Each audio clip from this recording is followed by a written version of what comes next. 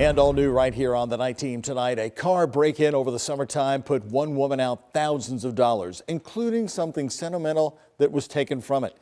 Police have a suspect in this case, but they need help identifying him. The Night Team's Heather Fontaine is walking through what happened with this week's Crime Stoppers.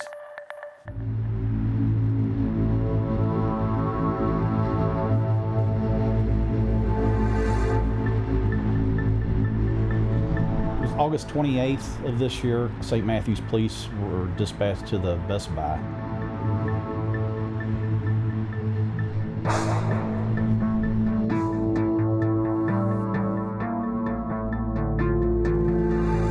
I opened the door and I immediately noticed that my backpack for work was not in there.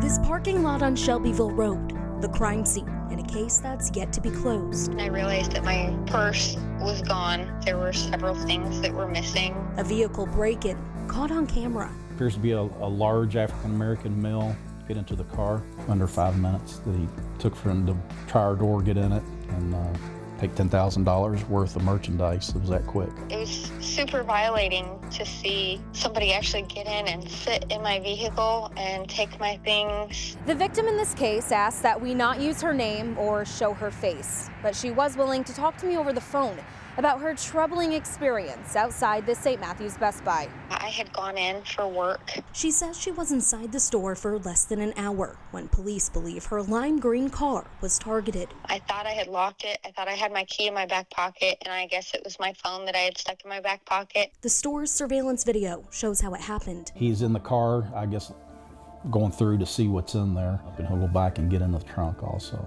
Even more disturbing, he got back in his vehicle and didn't pull away actually at all until my employee and I were walking back to the car. Do you think he was waiting? Don't know. Assistant Police Chief for the St. Matthews Police Department, Major Eddie Jones, hasn't stopped looking for the suspect. They stole 2 laptops, 2 smartphones that were taken out of it. She lost her purse and several credit cards. But I think the biggest thing for her, it was its sentimental value, was her grandparents' wedding rings were stolen.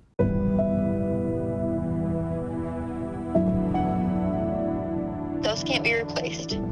There's nothing else that was in the vehicle that I care about. Her grandparents were married for 50 years. They're the same rings she and her husband used to exchange vows. I felt like there was something special in those rings, and so I wanted to be able to use those. She had them in her purse, planning to bring them to a safety deposit box. I can't get those back. They're gone. So that's really what hurt the most. Major Jones says the suspect attempted to use the stolen credit card at the Skyway beverage shop on Hikes Lane. He wasn't successful in using that. But security cameras from the store did give police a better picture of who they're looking for. He has distinct jewelry on. He's got a gold chain that he wears on his right wrist. There's a black watch on his left wrist. Looks like he has a gold chain around his neck. And he has some very distinct tattoos that are on both forearms. The suspect then took a dark-colored Chevy Malibu to get an oil change, but provided a fake license plate number.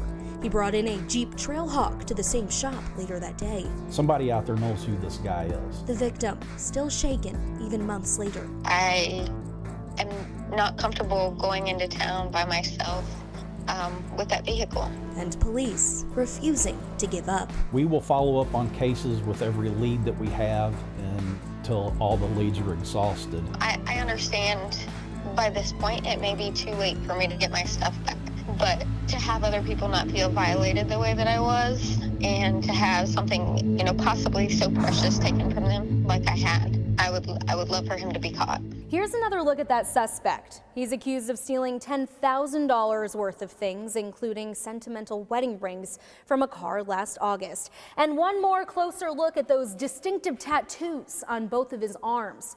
Police believe he may be driving a dark Chevy Malibu, but he's also been seen in a Jeep Trailhawk. If you recognize this person, leave an anonymous tip with Crime Stoppers. You might be able to stop him from possibly stealing from someone else. For WHAS 11 News, I'm Heather Fontaine.